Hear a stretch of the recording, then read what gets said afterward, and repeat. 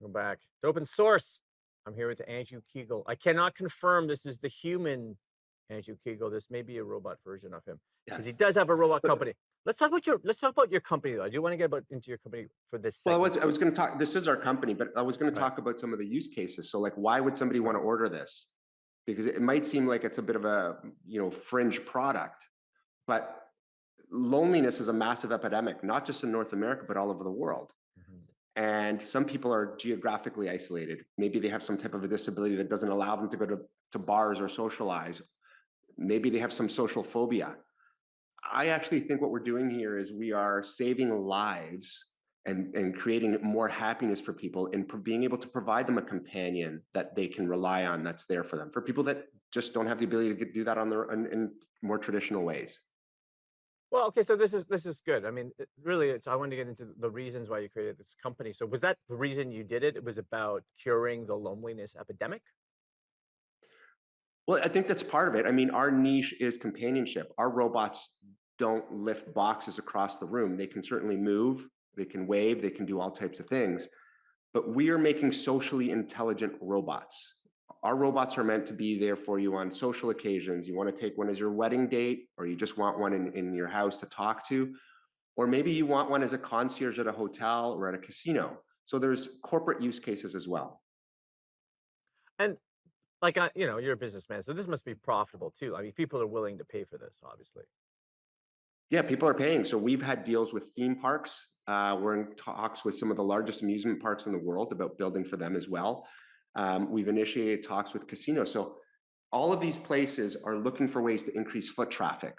What a better way to increase foot traffic for any brand in any area than to have a robot in your store? Imagine you walk into the Gap and there's a robot there that can look at you and says, "Oh, there's great products for you. If you go to aisle, A6, you will find something that looks amazing on you and can point you in that direction."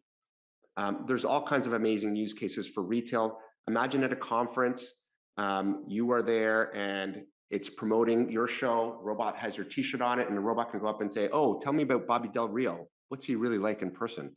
And the robot can respond and answer questions while looking at that person in the eye. You're such an interesting entrepreneur, and obviously we're friends in real life, so I know you off camera, but you're always doing really. I feel like you're always ahead of the curve. So I know anytime you're doing anything, I'm like, I need to pay attention because Andrew's doing this. What was it about robots? Was it like you were watching trends? You like through your network, you're getting information. Like why did you decide to jump headfirst into robotics?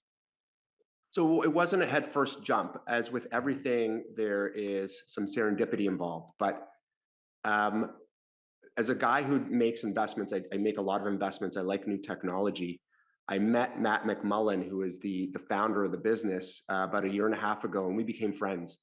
And what we realized is we're a good yin yang to each other. He's sort of this genius creative, and I'm more of a, as you said, I'm a business guy. I'm a numbers person, and so we thought this would be a good synergy of us together, sort of a yin yang, and it's worked out perfectly well. But I was a normal guy. I grew up watching Star Wars and Battlestar Galactica, and my favorite movies were the Terminator. So robotics is one of those things that I think appeals to every person in some way because we've had robots, at least in our media, all over. Mhm. And how quickly do you think this is going to scale? We've got 90 seconds till we get to the break, but is this kind of thing Yeah, where like in a year, like everyone's going to have a robot in 10 years? Like how pervasive is this going to get? it's going to take a little time. So, Elon Musk says that in 10 years, there'll be more robots on the planet than humans. I'm not sure that's the case, but I think the price point needs to come down. It's a new area. I think it'll be more corporate for the next 5 or 6 years. And for sort of that special person who says, you know what, I want to be one of the first to have a robot in my house. But I think the price point is high. So well, I mean, what is the price point? What's it cost for a robot? What's it cost for a robot these days? What does it cost for a robot? The robotic head, we could replicate whatever you want and put it on a static body for about $12,000. Mm, And if you want a full size robot, like, toes to the hair, full robotics, custom made, it's closer to 200,000. 200,000. Yeah. I mean, look, obviously it's not $0, but you can see that price coming down, right? Like it's starting to become this thing that is viable for certain The people. people who we're talking to are corporations like museums and theme parks, casinos, but also we've had a few, some of like the top streamers in the world who are looking for content, who are like, I'd Mm. like to have my own robot You know what? to do Andrew, my stuff with. let me. I got to get to the break, but let's get more into this in the next segment. I've got Andrew Kiguel here on open source.